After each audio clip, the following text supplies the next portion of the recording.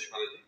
महाराज जी, क्या आप रोज एक ही दिनचर्या से थकते नहीं हैं? सुबह 1-2 बजे उठो, फिर वही दैनिक दिनचर्या वगैरह, यही बात सभी सहयोगियों पे लागू होती है महाराज जी?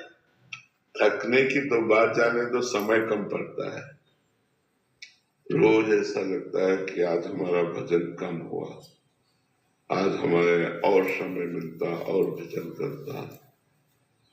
24 घंटे में 1 मिनट भी न टीवी है, न ट्रांजिस्टर है, न मोबाइल है, न पेपर है, न किसी व्यक्ति से हंसी मजाक है, किसी से किसी भी तरह का कोई संपर्क भी नहीं। बस इतना ही संपर्क है जो एकांतिक में आप लोगों से प्रश्न उत्तर कर लेते हैं। शेष एकांत जो भगवान की चिंतन मनन की धारा है, उससे उबने की तो बात तब होती है जो मन के प्रतिकूल कार्य किया जाए, तब उबने की बात होती है। अब मन राजी हो गया भजन में तो उसको तो और समय मिले, अधिक से अधिक समय मिले। रात में जग कर के भजन, हम 1:30 बजे जग गए थे। 1:30 बजे से हमारी दिनचर्या, ऐसे भी नहीं हुआ 1:30 बजे से दिनचर्या चल रही और बराबर चलती रहेगी।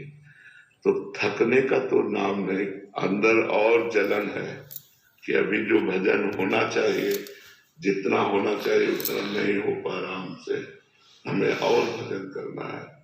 अगर हमारी किडनी ठीक होती तो शायद और हम भजन कर पाते। हमारे तो अंदर जलन है कि अब जितना करना चाहिए उतना नहीं कर पा रहा। उबन कैसे हो सकती है? क्यों, किसका प्रश्न है? उबन कैसे हो सकती है? तो वही रूटीन आता है, सेम सुबह उठे यहाँ पूरा साल। इतना सुखद रूटीन है कि वो इतना आनंद देता है कि उसमें और मांग होती है, और मांग होती है। इससे बढ़कर और क्या हो सकता है? सोचो, उबन तो तब हो जब संसारिकता हो। हमारे प्रभु नवम नवम, हमारे प्रभु की बात नवम नवम, हमारे प्रभु का नाम नवम नवम, हमारे प्रभु की लीला नवम नवम, हमारे प्रभु की साधना का आनंद नवम नवम।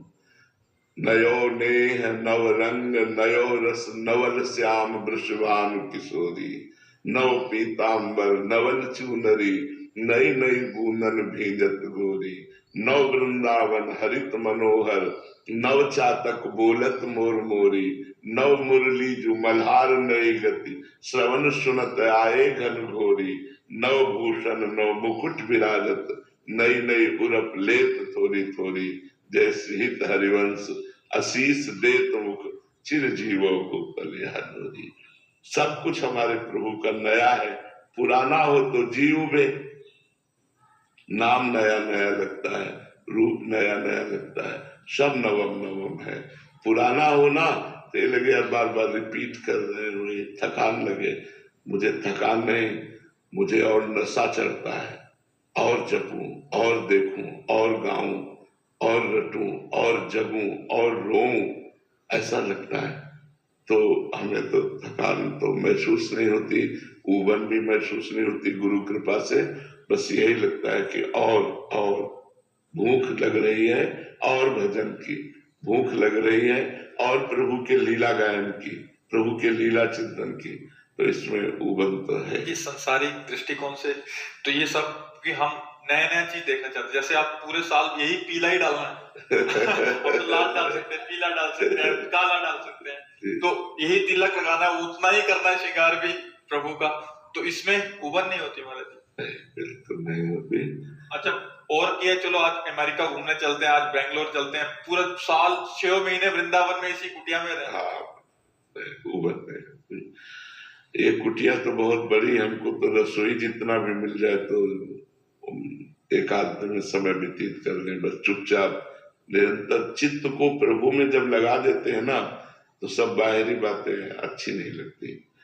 तो अब वो चीज जो बचपन से मिटाने में लगे थे, गुरु कृपा से वो चीज मिट गई है, तो अब ये सब कुछ अच्छा नहीं लगता। महाराज जी, कल हम एक पद पढ़ रहे थे, आपकी यही स्थिति का वर्णन भोरी सखी जी लिख रही है। ऐसो दुख दीजे ये माही, बिनु पद कंज छटा दृग देखे को सुहावे नाही, नाम रटे दृग ढारे आंसू, छिन छिन अति अकुलाही, काहू सो मिले वो ना सुहावे बातन सो घबराही, हाँ बस्ती छोड़ी एकांत बैठी वो, जग सब शून्य दिखाही, हाँ होरी ऐसे दुख बिनु प्यारी, जीवन जन्म बिखारी। बिल्कुल महापुरुषों की बार जी ऐसी स्थिति हो जाती है, बहुत सारे पद, बहुत सारे ऐसे वीरा के किसी कुछ अच्छा ना लगे, मतलब ये संसार अच्छा ना लगे, कहीं बस कोने में बैठ के रोती रहूं बस। जी, समझ में आ रहा है। और महाराज जी एक इनका प्रश्न है कि महाराज जी इतनी आपको साधना करते हुए समय हो गया है और कुछ ऐसे दिन नहीं आए जिसमें आपको लगा कि चलो अभी घर चलते हैं वापस? कभी नहीं, गुरु कृपा से कभी नहीं। एक एक सप्ताह भोजन नहीं मिला, गर्मी सर्दी बरसात ऐसे ही सहे। कभी स्वेटर नहीं मिला, कभी कंबल नहीं मिला, गंगा के किनारे भ्रमण करते रहे।